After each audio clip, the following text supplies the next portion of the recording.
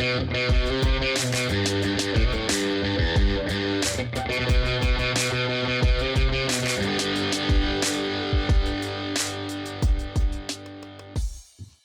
happening, folks? Welcome back to the 182 News Podcast. This is your host, poppincurbs, and today we are joined once again by my friend, Mike Damante. Mike, what's happening? Nothing, man. It's great to be back on. I've been bugging you to be back on for years now since the first time I was on. But first time I was on, it was really cool. And, we obviously talked about my years as a journalist interviewing Blink and all my experiences going to shows and covering shows. And since then, me and you, we've discovered, a friendship. We talk every day. So it's pretty cool to, make friends, based from like these communities. So, yeah, man, thanks for having me back. And thanks for talking wrestling with me, too, via text message. I feel like we talk about wrestling maybe more than Blink-182. I do the same thing with Stefan from Gear 182. Like, you would think Stefan and I would talk about Blink or Tom's guitars all the time. The only time we really talk about shit is about wrestling. It's hilarious. I love it. I think I posted something about wrestling once, and he was like, "Oh yeah, I watched that match too." So yeah, it's pretty cool. That's awesome. Yeah. So Mike here, if you didn't catch the first one, he's a journalist, and I've got a new term for you as an author, man. I think you're a punk rock author. Have you ever been called that, or did I just invent that? I don't know if that's been. I don't know. I feel like there's other people who probably had that title before me, but I'll take it. Yeah, definitely. All right, punk rock author. I'm calling it now. It has been 4 or 5 years since we chatted last. At that point, man, it feels like a whole different world, dude. Like, Tom was not in Blink. He was just kind of getting back into music. We went through COVID. So it's been a little bit since you and I have chatted on the podcast. You are heavy into the UFO side of things, and obviously interested in what Tom's up to. Is there anything we need to hit on that he or To the Stars has accomplished or done in the past 3 or 4 years that we haven't chatted about? So yeah, I'm into the UFO stuff. I've written four books about it. I have a website, Punk Rock and UFOs, where it's pop culture and paranormal, where, I write about UFOs and then also, pop culture, music and cover shows and stuff. But yeah, I think the main thing, the book Trinity just came out. There is a movie deal in place for it. And Trinity is based upon real life events. Personally, what I thought it was about, there's a really obscure crash that happened in Needles, California, not too far from a military base in Nevada. And years ago, I did a TV pilot that never aired, and somebody who was there on the show had a piece of material from there, from that crash. It was myself, the astronaut Mark Kelly, or is it Scott Kelly? I forgot. And then like a magician and like someone else. And they're trying to show us this material, and we had to see if it was like worth exploring or not. And the guy, I forgot, I think his name is Emmett, and he hosts a podcast called UFO Bros. And when I read the book Trinity, that's the first thing I thought of. And then I listened to the TTS podcast. It actually may be about, and judging from what Tom said, it was inspired by something else. Yeah, the Trinity book is out. And then also the CRADA that To the Stars signed a couple years ago is still in play. Basically what that says is To the Stars acquired materials that they're not sure of the origins of, and the U.S. Army is still kind of having their scientists examine it. So on the science side of it, that's still happening. Then obviously the movies, Secret Machines, which both of us we're both huge fans of. I love Secret Machines. Those have deals in the works, and all these things take time, like the TV deals and stuff, and everything that they're promising is coming eventually. So I think we're at a pretty cool. If you're into To the Stars and that stuff, we're at a pretty cool time for that, especially Monsters that California dropped last year as well. So yeah, they have a lot of cool stuff coming. Yeah, I still need to watch that movie. I'm probably 3 or 4 chapters into the book. I'm just trying to find time, but I'm totally going to knock that out and do a podcast about it. I had heard in AJ Hartley's podcast that the third Secret Machines fictional book is kind of on hold right now due to maybe some, I guess, movie agreements or making it a series or something. So I thought we would have that by now, but I did see, what is it, War, the third nonfiction by Peter Levenda. That's going to be coming pretty soon. Yeah, September, I think. Yeah. But Peter Levenda does a great job of, the religion, occult, mythology, weaving that into those books. So I'm really stoked about that. But yeah, the fictional series, which is very good too. I think they're still pounding out the scripts. I think that's the priority now, is to get those scripts ready before they work on that one. And I'm fine with that. I think they should be spaced out anyway. I like the fact that the fiction one, book should come first. Yeah, they definitely, I mean, they're huge books, so people need some time to get those in. As far as Tom being back in Blink, dude, we haven't even synced on that. How stoked for you when that happened? Did you ever think that would happen last time we talked? Yeah, I think, last time we talked, Tom wasn't in the band, but I think we all kind of knew it was inevitable, especially with what was happening with Mark. I just don't think, any of us expected it to accelerate that quickly, the return. Yeah, it's almost like it's 1999 again, in terms of like the hype and the popularity and the fandom. Like, it's crazy. Blink was always a big band, but nowadays it's like, I guess with social media and, people are bringing their kids to the shows and it's just like a newfound thing. Yeah, it's, they're bigger than they ever were, it seems like, it blows my mind. Yeah, I feel like it's crazier than ever, mostly due to like everybody having a cell phone, and it's just even sketchier if they're just trying to like kick it in a city or go to the mall or something. I mean, yeah, they were huge in 1999, of course, but not everybody had a freaking video recorder in their pocket. So I don't know, man. Like, I knew it was going to be big, but shit, it's pretty big, and it seems like they're handling it okay. And at this point, they're handling it exactly how they want to. There's minimal press. They're kind of in and out of these cities, flying private, it looks like. So, I mean, they deserve it at this point, but I think it reached a whole new level that even I didn't expect. Yeah, I didn't expect it either. Just going to the shows and just seeing, when they booked arenas, these arenas aren't that much bigger than some of the amphitheaters that they previously played, but then some of the stadium shows and, with the ticket prices, and that didn't deter people. And just I went to the show the other night in San Antonio, and I texted you saying the fandom is almost like I'm at a Comic-Con. And that's what it felt like. I mean, everybody was wearing Blink stuff, and it was just crazy. The little kids and old people, like, people old enough to be like our parents. Like, it just blew my mind. Like, it really felt like I was at Comic-Con. I'm going here in a couple weeks. I'll be curious to see how it feels, because yeah, there's part of me that I still kind of miss the smaller shows or the amphitheaters. Although with the heat waves that are going on right now, I'm kind of stoked these shows are inside. But yeah, at the end of the day, I mean, I'm stoked that they're happy and together and making new music that we dig. And of course, that folks of all different ages are out and enjoying these shows. Yeah, I mean, that's cool too, because the crowds are like super diverse too. It's not just a bunch of like, skate punk kids. It's, it's really all walks of life. It really was. That's why I felt like a Comic-Con. And it's like, you get to the point where, your favorite band becomes a brand almost, Yeah. They get so big, and it's like, when the bands are smaller, you hold them really close to your heart. And when you see them get the big, it kind of sucks, but then it's kind of cool at the same time. So it's always kind of like a bittersweet thing. Yeah. Yeah. Of course you're happy for them and more fans being able to see them and more fans digging them. But it's like, I don't know, they get like further away from you, or they seem like almost bigger than what I don't know. It's a weird thing, but I'm happy for them at the end of the day. Yeah. As far as the new album goes, we hadn't even chatted about this on the podcast, obviously, but the new album dropped One More Time, October. What has kind of risen to the top as far as your favorite songs? Were you digging the direction with Tom? Is this exactly what you thought they would sound like with him back? I think it sounds like a compromise, a perfect compromise. Tom's back. Travis is producing. This is what Travis and Mark have been used to.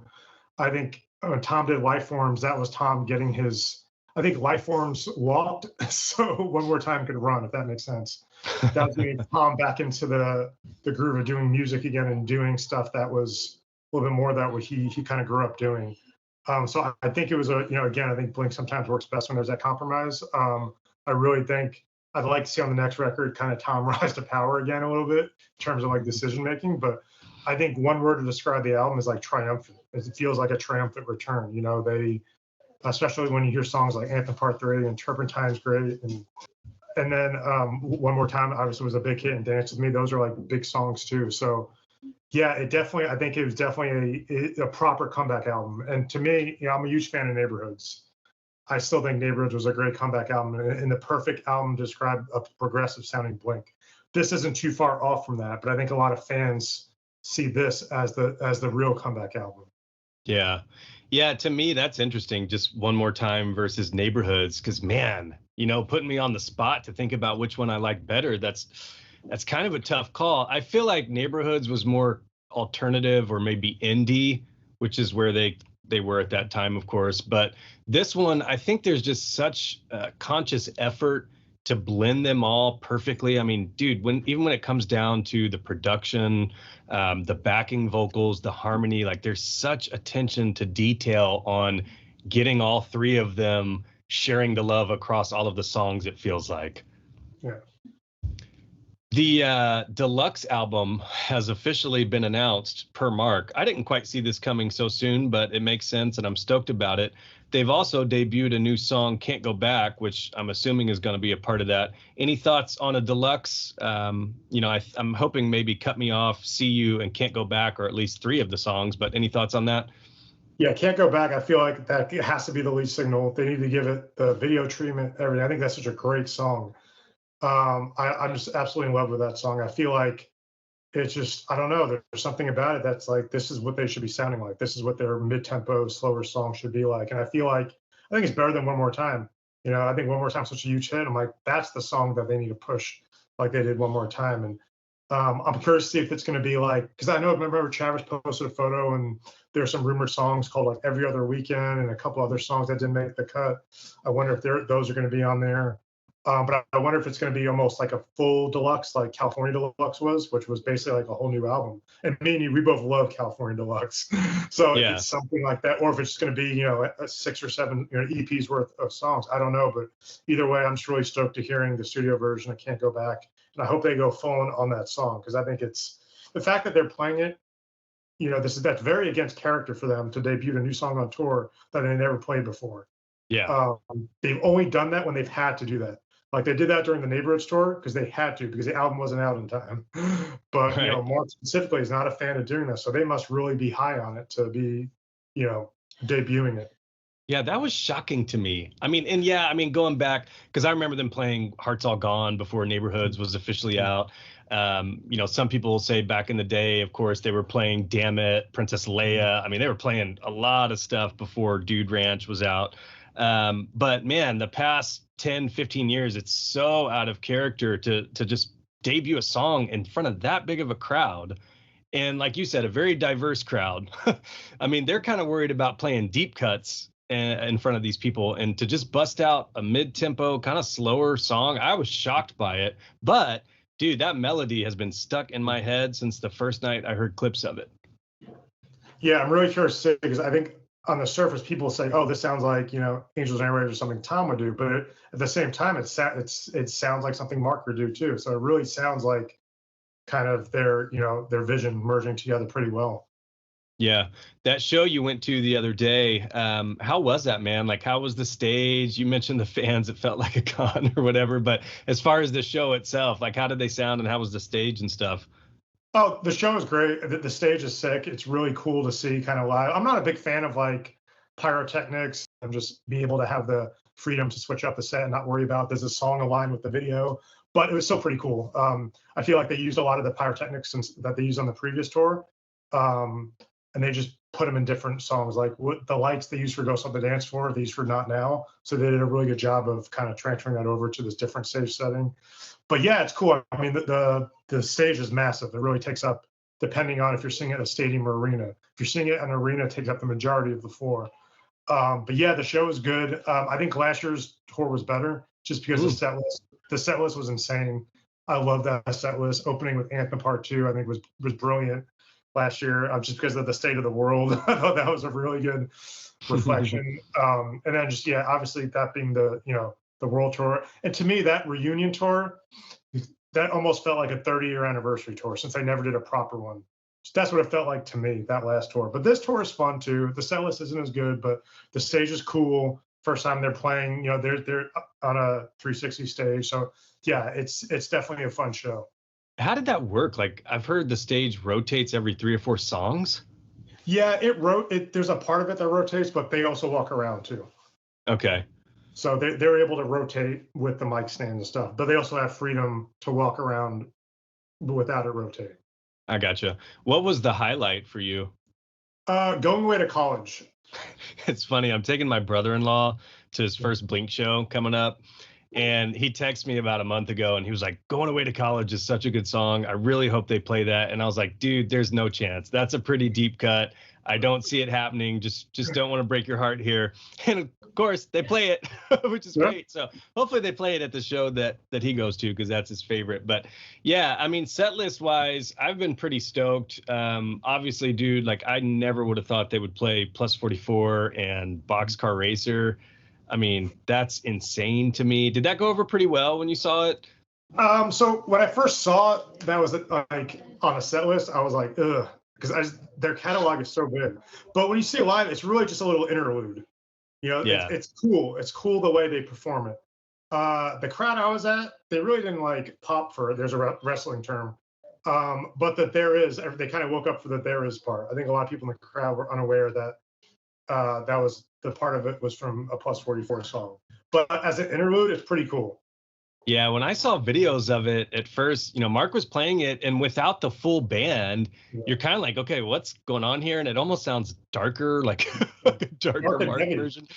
And yeah, it's tough to gauge from a YouTube video, but I was like, the crowd, I don't think they know what song this is. Bunch of fucking amateurs. But as soon as Travis started that snare on There Is, in my mind, I was thinking, man, there's probably a lot more Boxcar Racer fans than Plus 44, which I said on the last podcast, you know, squirt gun to the head, I would have picked Plus 44, man. I know a lot of folks love Boxcar. I always supported both, of course, but which way did you sway on that one? That's hard. I mean, I love the Plus 44 album when it first came out, but I feel like I always gravitated toward obviously Angels and Airwaves and Tom, and Boxcar was always good too. So that's a really tough one. But yeah, I mean, I remember that Plus 44 album was great. I have so many good memories from that tour they did. And the first time I ever met Mark was on a Plus 44 tour. So yeah, I have a lot of good memories from that time. But yeah, I was always more of a Angels and Airwaves guy. Yeah, come to think of it, you know, Plus 44 versus Boxcar, that's not even the right comparison, really. It needs to be Plus 44 versus Angels and Airwaves. And then really, if you just look at the catalog, even me, Plus 44 Stan, you kind of got to give it to Angels and Airwaves because shit, I mean, really, they're still active, quote unquote active. You know, we're supposed to be getting a live album at some point, which where the hell did that go? Hopefully Christmas time. That'd be a pleasant surprise for Christmas. I thought it was going to come out last Christmas because, I mean, Aaron was working on that last year. It's probably done. He said it's done. He says he has it sitting on his like hard drive or something. Oh my gosh. And those were cool shows. Tom was back. I just hope it actually sees the light of day. Surely. Yeah, those are some of my favorite Angels and Airwaves shows. Was that 2019? 2019 was like the best year ever for me. I got married. Blink was touring. Angels and Airwaves was touring. They were doing meet and greets at those shows. Like, man, what a year. And then a year later, everything went to crap. Yeah, dude. Like literally back-to-back weekends. One weekend I saw Angels and Airwaves with Tom and met Tom. And then the very next week saw Blink with Neck Deep and met Blink. And it was the best of both worlds. And they were finally cordial at that point. Like they were cool with each other. 2019 was rad, man. Looking back, I still can't believe that was 5 years ago. Holy shit. Speaking of summers, you and I have talked about this a little bit. It's fascinating to me how Blink is really known as a summer band. You know, I think some of it dates back to when they released their albums, Dude Ranch, Enema. You know, what can you tell me about Blink as far as how they inspired these Warped Tour stretches and these summer bands? And just, I mean, it feels like as soon as it gets warm outside and the kids are out for the summer, it's time for some Blink shows. Yeah, and this is something I was talking about you for months. I was like, hey man, we should do an episode on like Blink's legacy, you know, especially with like the Warped Tour generation, because my book, I'm going to plug it. I'm going to do a shameless plug. Hey Suburbia, a guide to the emo pop punk rise, is basically really about kind of the rise of those bands, right? And really kind of the Warped Tour generation. And you know, back in the day, I used to work for Hearst Media, and I interviewed and Blink tons of times, Mark and Travis and Tom and Skiba and Ackline Trio's in here, Descendants, Taking Back Sunday. I mean, you name it, I interviewed them for the book. So yeah, really the book kind of covers the history of the genre of the pop punk emo, but you really have to go back to kind of the beginning of punk rock too, which we'll get to in a minute. But yeah, really, I mean, Blink became a summer band in the sense where, you know, they would obviously tour in the summer. And then the Warped Tour became a summer thing too, right? If you weren't seeing, you know, Blink, you were going to the Warped Tour. or you were seeing Blink at the Warped Tour. And obviously, the Warped Tour helped launch the careers of so many bands, Blink included. Fletcher from Pennywise, when Blink, I think in '96, when they only played a couple of shows, they weren't booked for the full tour. Fletcher went into Kevin Lyman, who runs the Warped Tour, and he slapped a bunch of money on his desk. And I think it was Pennywise's guarantee for the tour.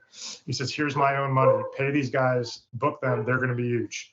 And hey, Fletcher was right. But I mean, if you look at it, I mean, Blink obviously, got their kind of, starting the Warped Tour, Eminem, Katy Perry. I mean, you have big pop stars in addition to obviously, the pop punk and punk rock and emo bands as well. But yeah, Warped Tour always kind of, blurred the genres early on. It wasn't just a punk rock thing.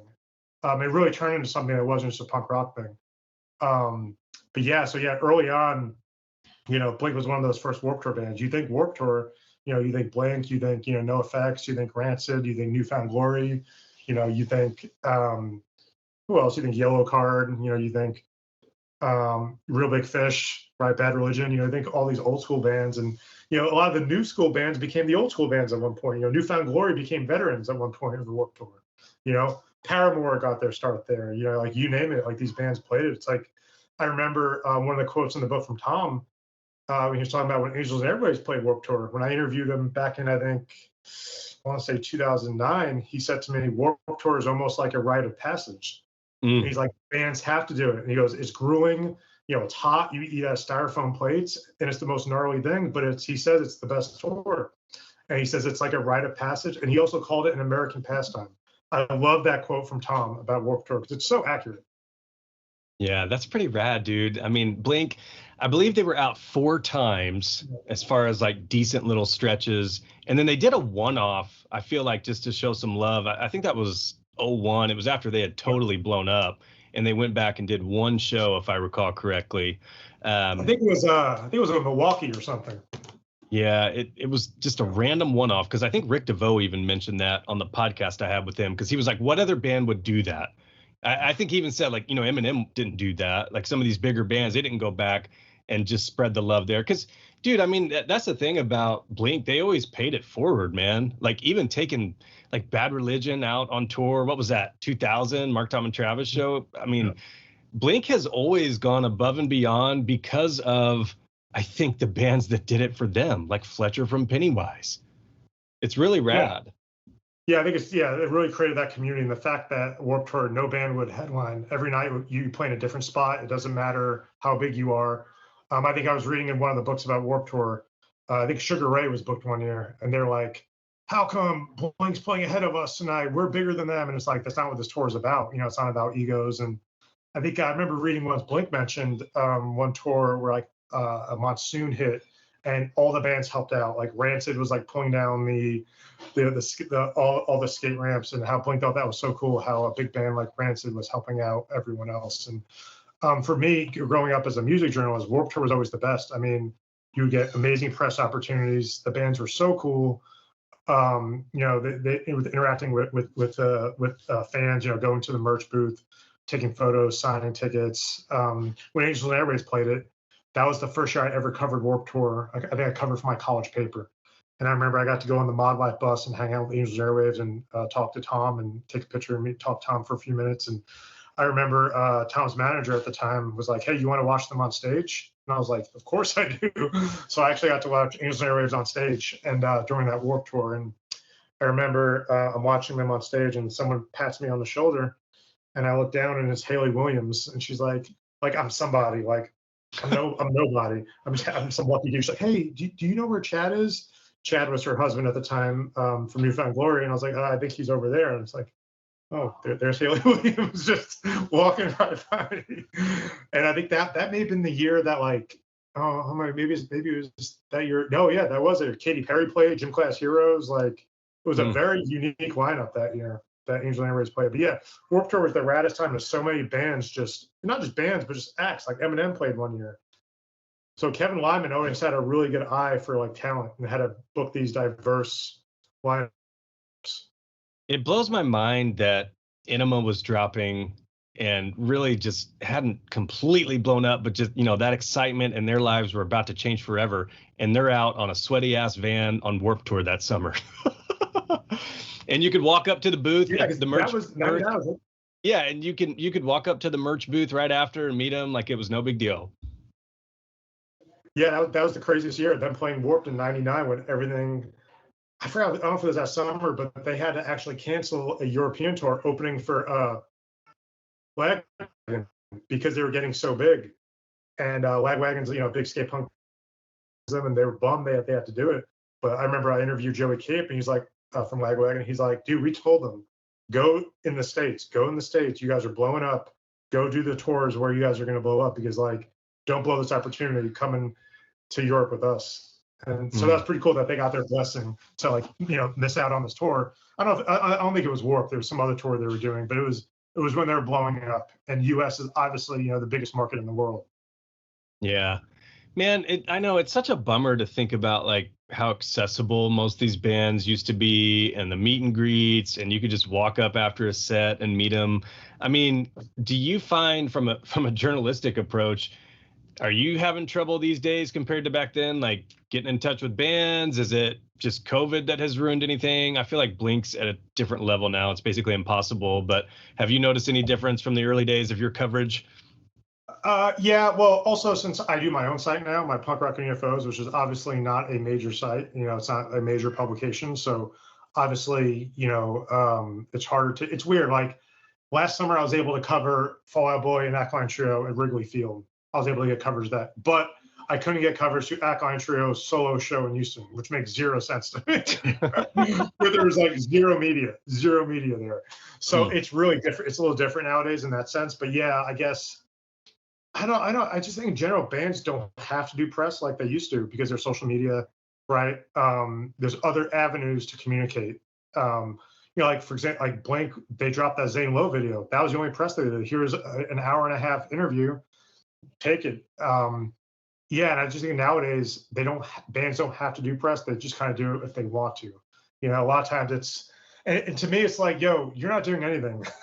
During the day, you have all this time to kill. That's why Warped Tour, so many bands did press during Warped Tour, because it would kill time.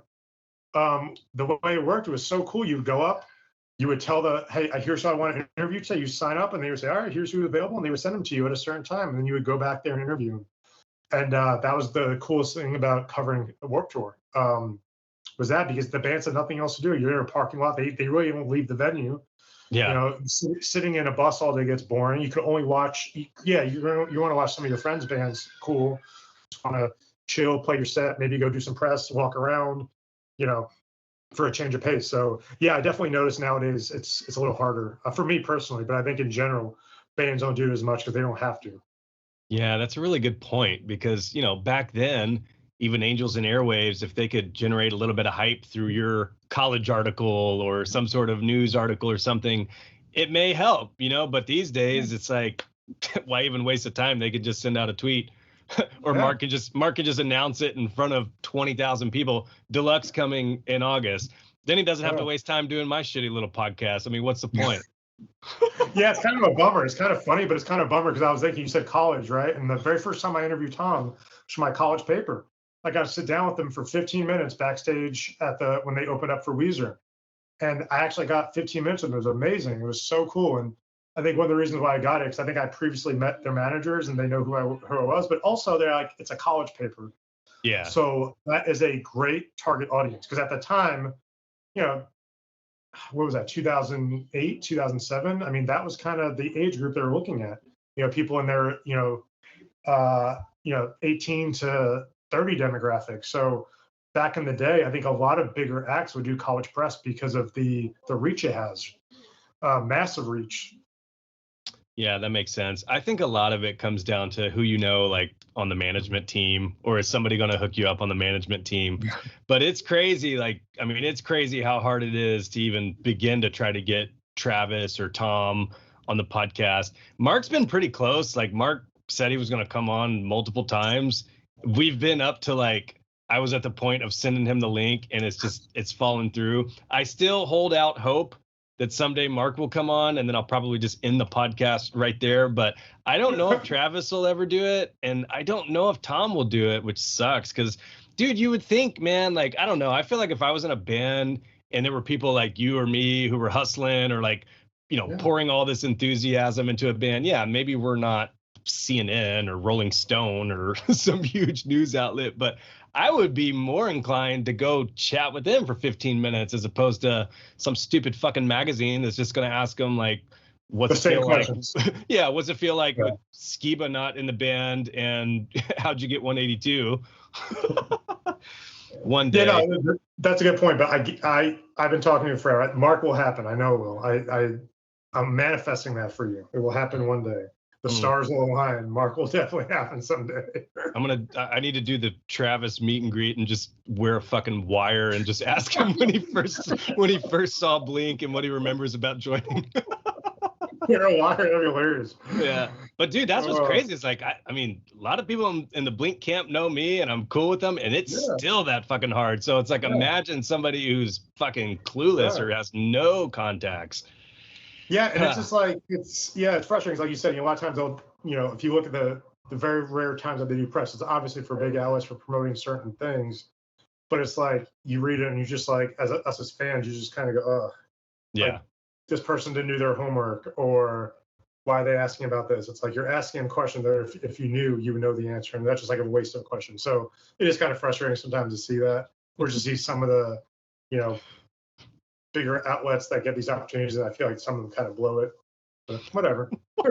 What's their next like festival coming up? Is it Lala? Probably. So Lollapalooza and then ACL in Austin, which I'm going to try to finagle press to, because I'm not going to pay money to see ACL, but I'm going to try to pull something to see them at ACL, even though it's going to be a gigantic mess, because that is a mess of a festival. Not in a bad way. It's like the trendy thing to do. Austin is like a trendy city, and ACL can announce their lineup, and it could be like a kid farting, and people will buy tickets just because of the brand name. But yeah, Lollapalooza is happening. Again, a lot of times Blink plays these big summer festivals, right? They moved on from Warp. Warp isn't a thing anymore. They did, Reading and Leeds Festival, Lollapalooza. Riot Fest is more, fall that they've done. But yeah, Coachella, they did Coachella last year. So again, this kind of goes to the thing that, it's like Blink every summer, and Take Off Your Pants and Jacket's your favorite Blink record. And to me, that is the perfect summer Blink record, or the perfect summer pop punk album is that record. Because it came out in the summer. All my memories of that album were the summer. I just remember going to all the stores, buying the different color CDs and just listening to my room, and then just going to punk rock shows and listening to that on the way there. That is like the summer album. Yeah, my Blink friend in real life, Toy Page, is his favorite too. And he says every time he listens to it, it just reminds him of driving a car in the summer. It just takes him back to just road trips during the summer of 2001. Yeah, I remember like the merchandise I used to wear back then, all the Atticus stuff I had. I remember my wall, my room, like had all the posters and stickers for all like Blink and all these pop punk and punk rock bands. And I just like missed those days. I was in college screwing around, like not a real care in the world. And yeah, man, those are some good times. For sure. Yeah, it's wild, dude. But I want to hit on your new book a little bit. Now, I will say I'm not the biggest ska fan in the world, and I think a lot of it is geographical. I'm in the Midwest, man. We didn't get a bunch of rad like surf ska or any cool ska in my area when I was growing up. But you have a new book out. It's called Hey Ska-Burbia. I think the artwork is amazing. I really enjoyed it. Read it not too long ago whenever it first came out. So if you can, talk to us a little bit about that, maybe the influence that ska had in the punk rock scene, or take us wherever you want to on this one. Yeah, absolutely. So Hey Suburbia is a coffee table book about the guy to the emo pop punk rise, and it's really made for people like us, right? The nostalgia of that era. Obviously, I interview the bands, publicists, management, people who are part of that scene. And this is really meant for, us, people like us, or people who are just new to it, right? And, the book had pretty good success. New York Times featured it, USA Today. Hi, my name is Mark, put it on their website. So it was really successful in that sense. And now you can buy it on Target, which is super rad for me. Oh, shit. I don't even know how that happened. I just saw it one day on Target, and I was like, is this real? And I ordered it, and it came in. So I never made a lot of money off the book, but hey, that's cooler to me. So, Hey Ska-Burbia is a book I wrote for kids, basically teaching kids about ska music, because there are, the music part aside, ska is a very fun music. is about unity, especially racial unity and just love and acceptance. I feel like, those are things you want to instill in children, and just becoming a father too. When my first child was born, I listened to a lot of ska music around her because it was upbeat, and positive. And that's the first time I listened to ska heavily in like 15 years, because I used to listen to it. When I first got into punk rock, one of the first bands I got into was Mighty Boss Tones. Because I grew up, let's go backwards for a while. So I'm older as well. I grew up in the 90s. So obviously growing up in the 90s, let's say it kind of way back, you turn on the radio and you hear on the alternative radio stations, punk rock, your Green Day, Blink, Offspring, also your ska, like No Doubt, Sublime, Goldfinger, Mighty Boss Tones, right next to Pearl Jam, Third Eye Blind, Eve 6, right? Like the alternative rock at that era was amazing. But that kind of, all those bands breaking back then, it kind of merged, and ska was kind of part of that. That third wave of ska was very popular then. So that was kind of my introduction kind of to punk rock in general, was, bands like Blink and Mighty Boss Tones. And as well, I remember, the Tony Hawk game, hearing Goldfinger on that as well. So yeah, I kind of forgot that I love ska. So I started re-listening to just as background music when I was playing with my kid, and just I was like, this is upbeat, this is fun, and I was like, oh, I forgot how good this is, and I forgot all the lessons that were in the early ska, like Operation Ivy, and a lot of the bands from New York and from overseas, from Jamaica, the origins of it, that this really preaching this idea of unity and kind of racial unity and harmony and loving each other. And the book was put out by HE Creative, which is a artist in the UK, which really aligns with those values. They do stuff for, they did stuff for Epitaph. They did the Epitaph book. They did Toby Morse from H2O's book. They did stuff for larger artists too, like they do posters for like Third Eye Blind. They do stuff for the Distillers. So they really liked the idea of not necessarily a ska book, but the values associated with like punk rock and ska. So that's how that book came about, and it's a limited print run.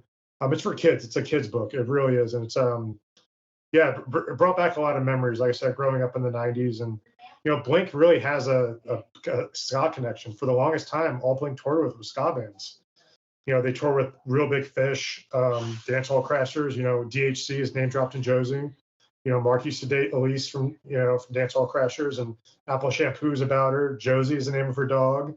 And there's actually a Dance Hall Crashers song, which is a response to Apple Shampoo. And there's a line in it that goes, it's something like, just so you know, it meant all to me too, which is obviously something from Apple Shampoo. Yeah, so early on, Blink played with Real Big Fish, Less Than Jake, Madness, which is a big ska band. Who else? Untitled is actually about the ska scene on Dude Ranch. Tom wrote that as a tribute to the ska scene, which is interesting. Oh, I didn't know that. Yeah, a lot of people don't know that. And you actually, if you listen to the song, it doesn't sound like a ska song, but it sounds like the way it was constructed, it's different than the other songs on that record. So yeah, there was always a Blink connection to ska, and obviously Travis playing in the Aquabats. Yeah. Before Blink. So yeah, and then when Travis and John Feldman did that Back at the Beach festival, that was all ska bands and Blink.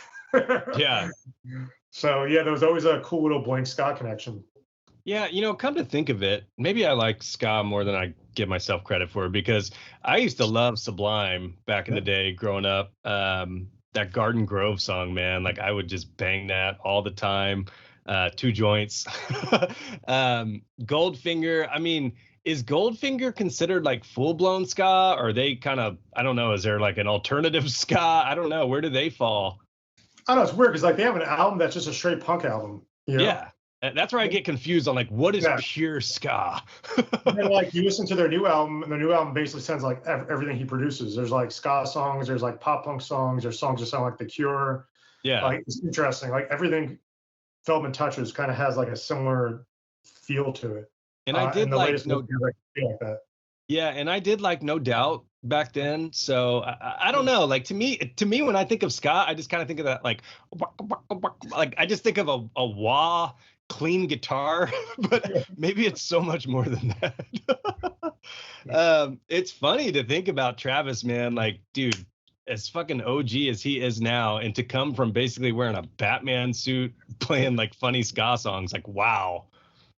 Yeah, he's on the, there's a really good documentary called Pick It Up, Ska in the 90s. It's a documentary film. He's on it, which is talking about his time with the Aquabats and as well, and Christian from the Aquabats is on it, and he was always really bummed that Travis left.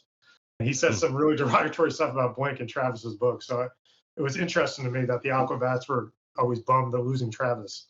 I mean, are they still fairly relevant or popular? I have no idea. They just put out a new album, but they're really popular because they put out a TV show called Yo Gabba Gabba, which is really fun. It's a children's show that the guys from the Aquabats make, and it's like Sesame Street, but a little weirder.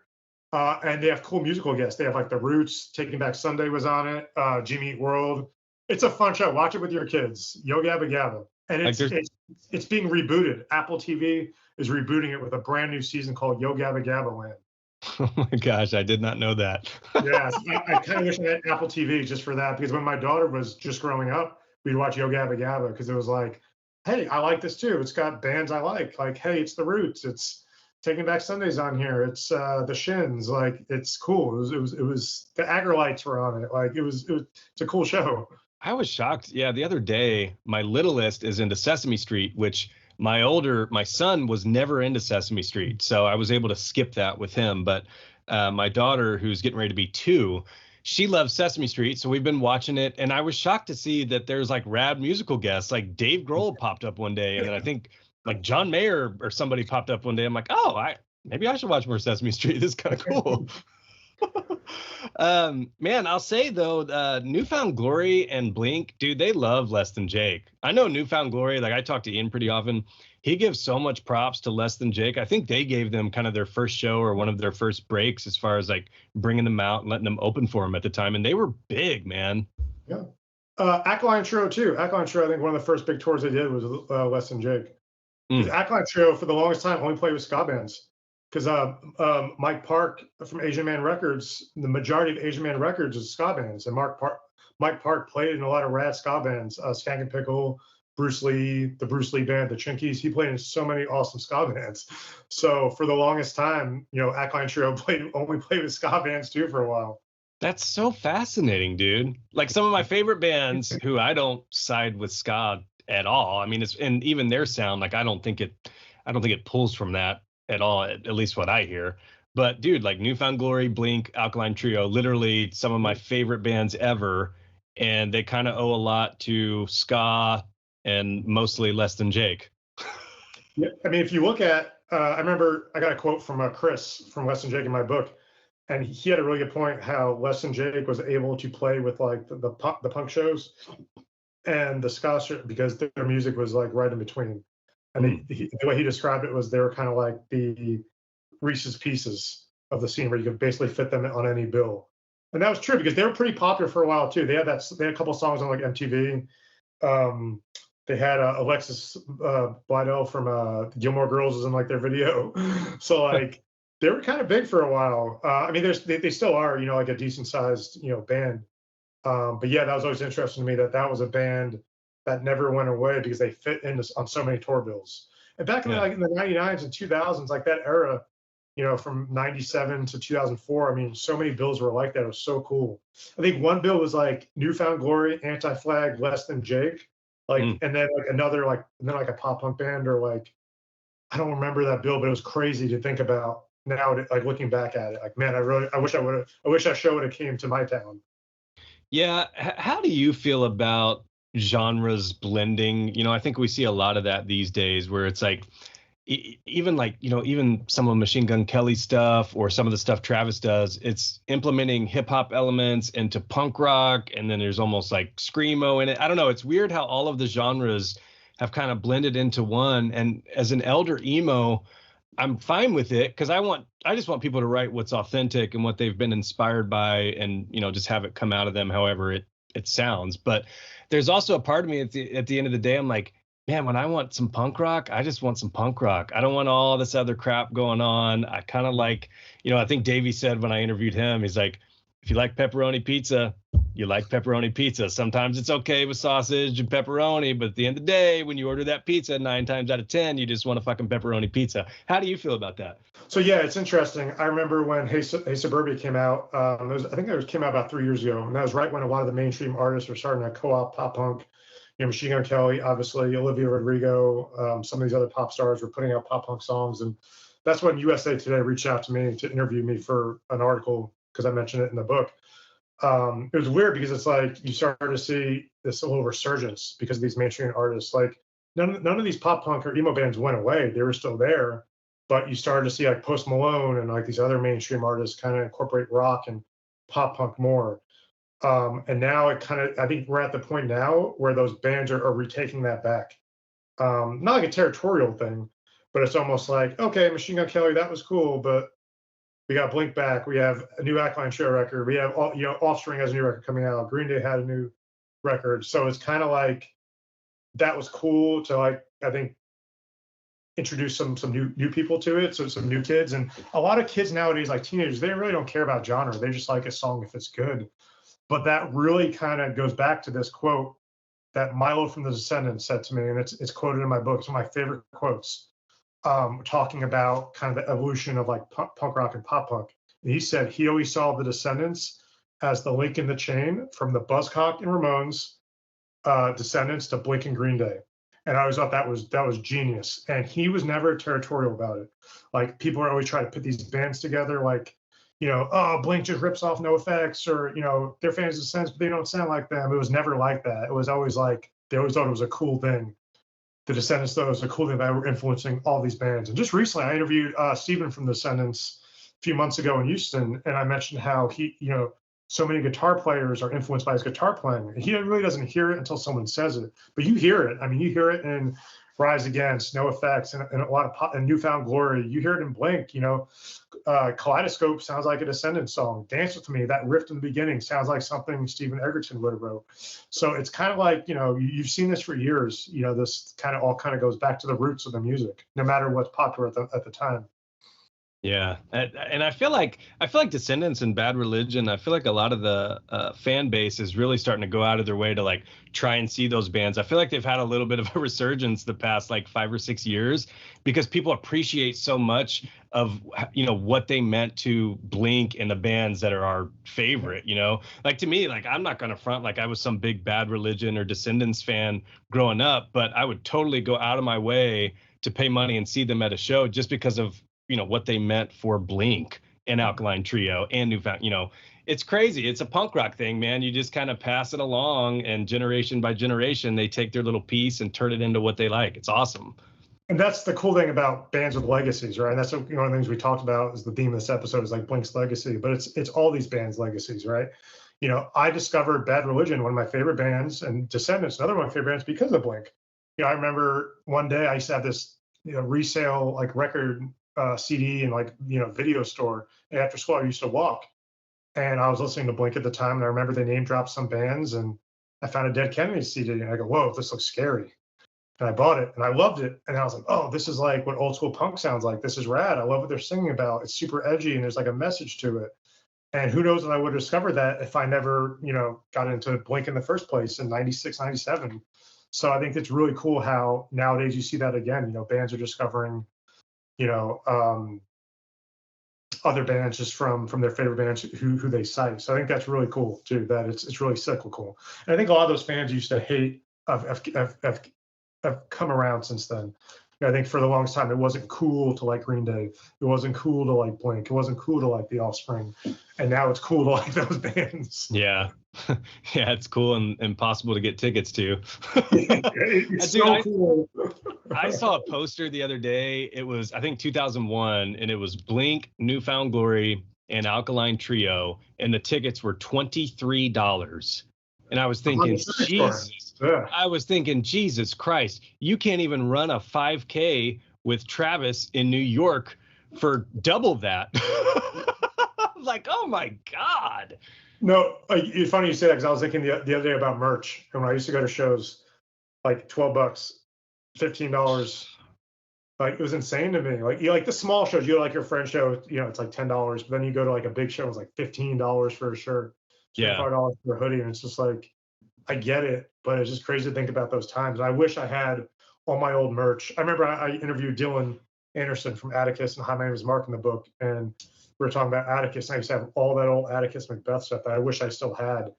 Because it's like, man, even those clothes bring back memories, But back in the day, those shirts were like $15. You get at the mall, you can even buy them in stores for $15, and it's crazy to me. Dude, Like, you know, hoodies are $90 fucking. yeah, I mean, man, I know stuff's gone up, and you know, when you're a big band, like I'm not complaining about merch prices per se, especially at a large venue, because the venue takes a significant percentage, like in some scenarios 40%. So kids, if you're listening, that's why your concert shirt is $55, is because the venue takes a large cut of that. But still, at the end of the day, a $90 Gildon hoodie, holy hell. yeah. It's funny. This bootleg hat I'm wearing, it's a bootleg. It was like $14, and the brand Otto was printed on. You can buy these, like, I think by themselves for like $5, and I think the Blink hats are like 40. That's what they're printed on. They're pretty cool looking. I'll admit, if I was going to buy merch on this Blink tour, I'd buy the hat. It's super dope. But it's just funny how, yeah. Yeah, it's crazy. So, hey, Ska-Burbia, tell us where we can get actually both your books. It sounds like Target is that Hey Suburbia that was at Target, right? Is the new one there, or is that just on Amazon? Hey Suburbia is Target, Amazon, d'angelopublications.com, barnesandnoble.com. Hey Ska-Burbia can only be found on hecreative.com. It is a UK site. It ships from the UK, and it's print only. It's a print run, first run only. So there's very few copies left. I don't know if they're going to do. I don't know if they're going to do another print run of it, because they're not a traditional publishing company, so they operate a little bit differently. I know, like Toby from H2O, like he bought a bunch and he just takes them on tour and sells them. But yeah, that is definitely a different publishing perspective, as opposed to the other books I've done, which have kind of been the more traditional publishing route through a publisher, an indie publisher in that sense. But yeah, if you're going to get Hey Ska-Burbia, I would get it HE Creative. It's the only place to get it. And Hey Suburbia, Target, Amazon, Barnes & Noble, or d'angelopublications.com. Yeah, I will drop those links in the episode description for those who are interested. Fucking Target stamp of approval, man. That's pretty cool. I was one day just Googling my books. I was trying to get the link to it to put it somewhere, and I saw it pop up in Target. And I was like, wait, what? And I was like, I ordered one to make sure it wasn't like a mistake. And I emailed the publishers. I'm like, yo, do you guys know this is on Target? They never responded to me. I was like, did you guys do this, or did Target do it on its own? And it's like, and they never responded. I'm like, maybe they don't even know. But it's weird. Like, we talk about, kind of like, you do something at a small level, and I never made this money to make money. I'm sorry, I never made this book to make money off it. To me, all my years as a music journalist, I wanted to compile something that guys like me and you, people like me and you, can share and go back and read memories from the scene growing up in it, and being able to interview for the book Blank and Descendants and Dashboard Confessional and Good Charlotte and stuff like. That was, to me, this is like my favorite book I've ever done, just because of that. So to see it available on these big sites, it means the world to me. And have, someone from New York Times to reach out because they read the book and they think I'm an expert. I'm like, whoa, like that's super cool to see.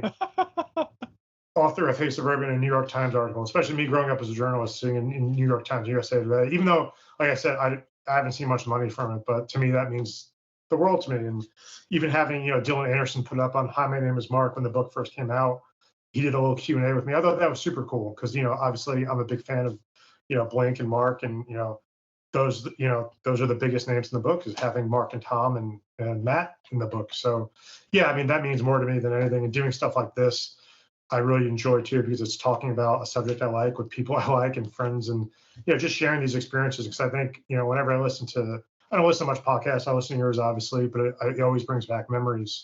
Even like the other day when you're talking about, California Deluxe, and I was like, man, because we were talking about that, before you did the episode, like how what a rad time that was for the band, and it brought back so many memories that I feel like, man, I took that time for granted. Yeah, as a fan. Totally. Yeah, I mean, dude, looking back, I have such fond memories of the California era. I mean, say what you want about the music or whatever, some people don't dig it. I get it. But looking back, man, those were just some of the best times, dude. Like, as far as my life, as far as like, I didn't have, not that kids are a burden by any means, but I didn't have kids.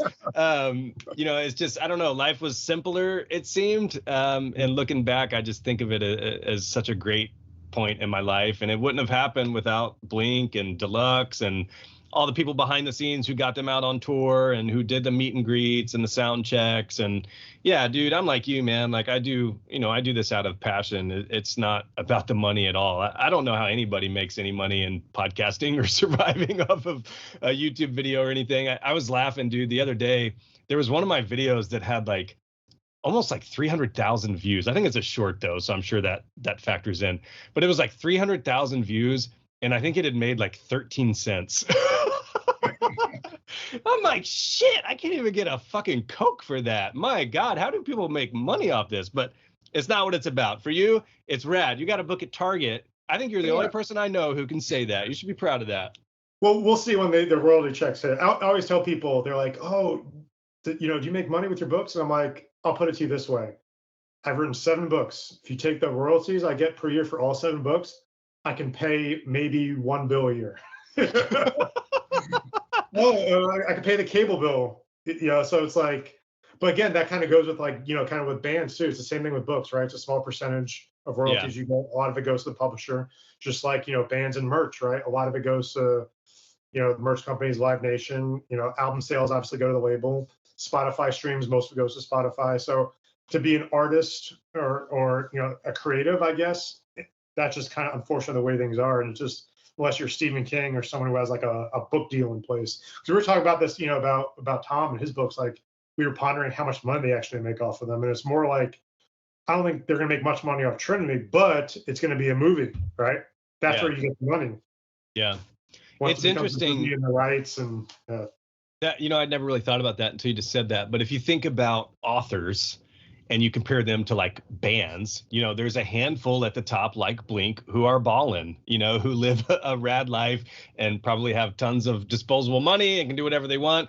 But for every one of those, there's 10,000 struggling bands or 50,000 struggling bands, inspired bands that are trying to make it. Same probably goes for authors. There's Stephen King's. There's Danielle Steele's. I remember my mom used to read those books. I don't even know if she still writes. And then there's tons of authors who just have a passion for it.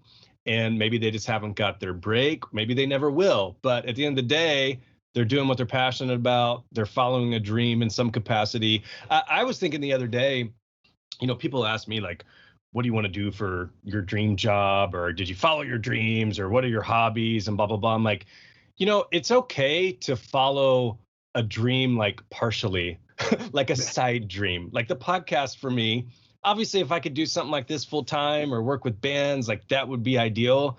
It's not, but I'm trying to fulfill that little part of my artistic need or whatever it is by having that little side dream and just keeping it alive as long as I can. And that's cool. Like if you have that, fucking do it. Yeah, I agree 100%.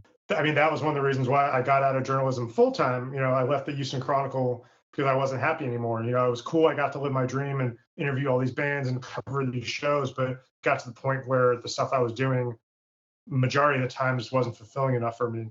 And then it became a point where this became more of a hobby for me. And you're still able to get that creative outlet. And for me, I need that every once in a while to stay sane. I mean, obviously we're dads, so we dedicate our lives to our children, but it's cool to have that escape.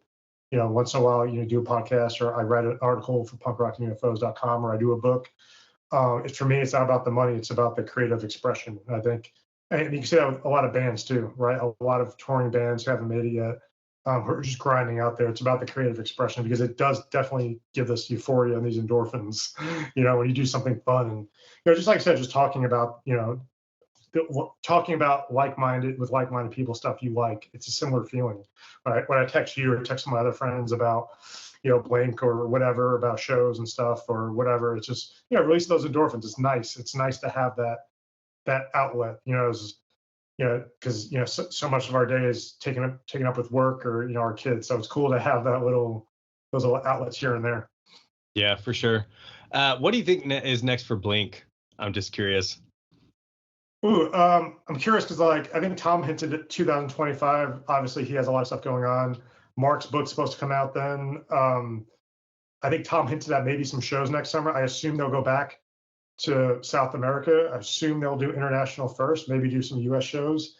As much as I'm stoked for those guys, I'd love for them to come back to earth a little bit. I feel like it's so big right now. It's almost like, you know, you go to a show and just like I said, it was like I was at a Comic-Con. You know, you have people like us who go to the shows wearing, you know, hi, my name is Mark, to the stars, and it's like well, a bunch of people don't even know what that is who go to the Blink shows. You know, Yeah, they wear their Blink shirt they got from Target, which I'm not hating on because I got my wife that same shirt because it's a cool shirt. I do But you know too. what I mean? Like, yeah, it's a cool shirt. It's a great shirt. Target is quality stuff. Speaking of Target, no, I'm just kidding.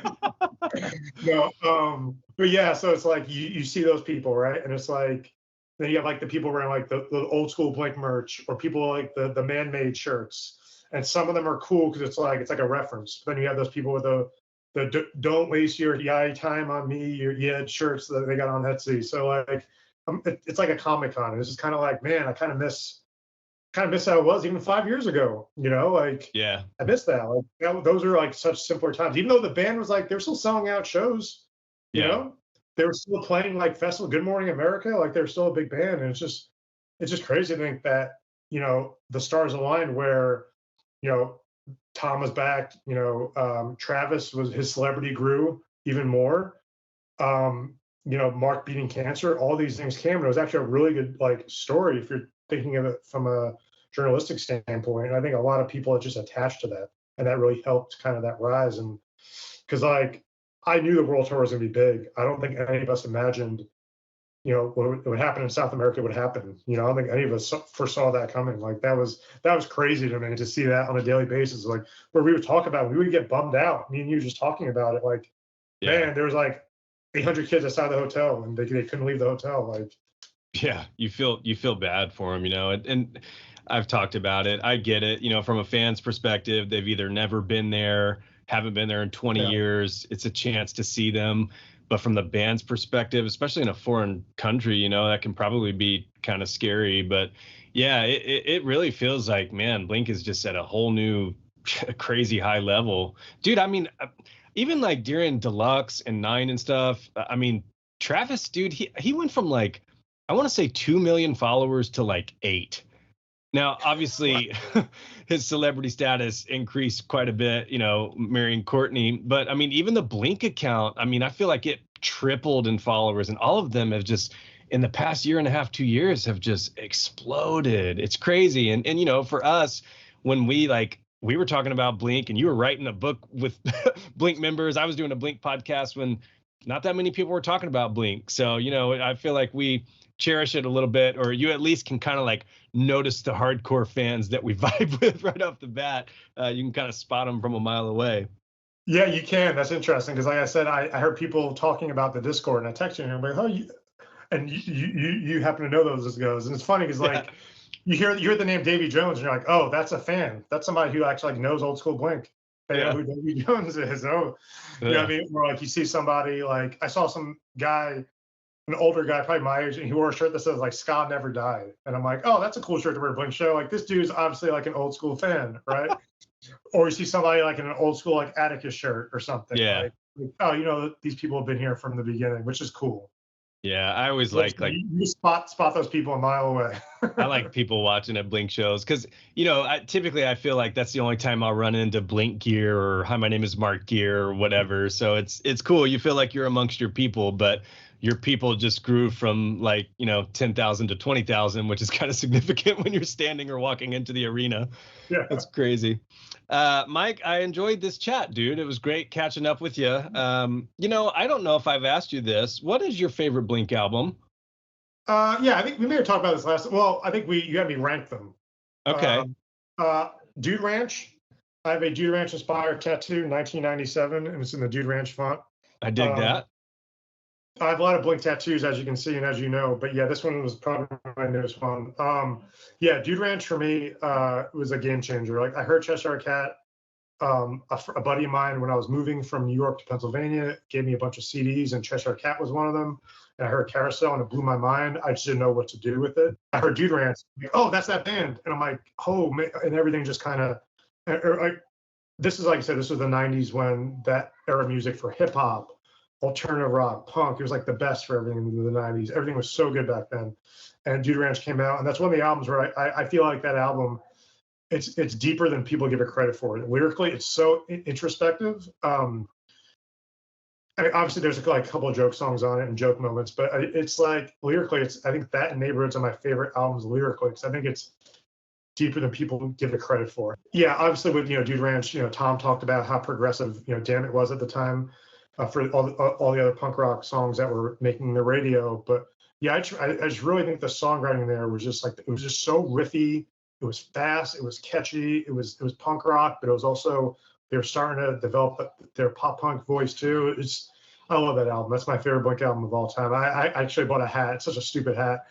It says like, what does it say on it? I'd rather be home listening to Blink-182's classic 1997 punk album, Dude Ranch. It's the dumbest hat ever. I had to buy it. I saw Ben from Neck Deep rocking that on some of their last shows. You two are the only ones I've seen with it. I want that hat. It's sick. Yeah, it's like oldschoolhats.com, and it's mostly joke hats, like kind of like dumb and offensive stuff. But I was like, that hat, like this guy, whoever made it, obviously like Dude Ranch. And it fits really weird too. It's a very weird fitting hat, so it almost makes you look goofy when you wear it. So I was gonna pack it with me because I'm out of town. I'm not home, but I forgot to pack it. I was gonna pack it for the podcast. What's your favorite Blink song? Carousel. Okay, interesting. I go back to that one. I feel like it's interesting to me. That's the first song they ever wrote. Yeah. And I feel like it was miles ahead of a lot of stuff they did after that. Like it's a very mature song from a band that wasn't really mature yet. Yeah, I just think it really kind of describes the feeling of being that age. It's not about a girl or a relationship. It's about just this general feeling of being that age and the anxieties. Tank of Gas is a treasure to me. It's like being a poor kid. You can't afford to do the things you want to do. And I think it's super. I think it's just super deep from being their first song, and just Mark's bass line on that's insane, and it's a fast song, but it's also uplifting. I feel like, yeah, man, I think they nailed it on that song. It's just crazy to think that's the first song that they ever wrote together. It blows my mind. Yeah, and musically, I mean, dude, some of that early stuff is hard to play on guitar, and that Mark's bass line is really hard to play on that song, I think. But yeah, it's interesting because even, I'm stoked that they're playing it on this tour. They busted it back out. I'm hoping to see it at one of the shows I go to for sure. But Mark still introduces it as the first song they wrote together. But what's fascinating is it's not on Fly Swatter. It's not on the 21 Days demo. It's not on the Poway tape, which is one of the early demos. I think the earliest demo, in my opinion, as far as what I've dated it at. But we've asked Mark about it, and Mark was kind of surprised by it too. And he essentially said that he thinks that maybe it wasn't fully fleshed out, or that there were just certain parts they had put together during that first meeting. But yeah, to this day, I mean, they say that's really one of the first songs they wrote together, which is wild. That's crazy. I never thought about that until you brought that up. That thought never crossed my mind. Wow. Yeah. All right, dude. I'm going to get you out of here. Is there anything else you want to say to the listeners? I appreciate your time. No, thank you so much for having me. I mean, last time I was on, we really talked about kind of my years as a music journalist and talked about UFOs and stuff. So this is fun. Thank you. Yeah, no worries. Thanks for coming on, Mike. I'm sure I'll be talking to you soon. Appreciate it.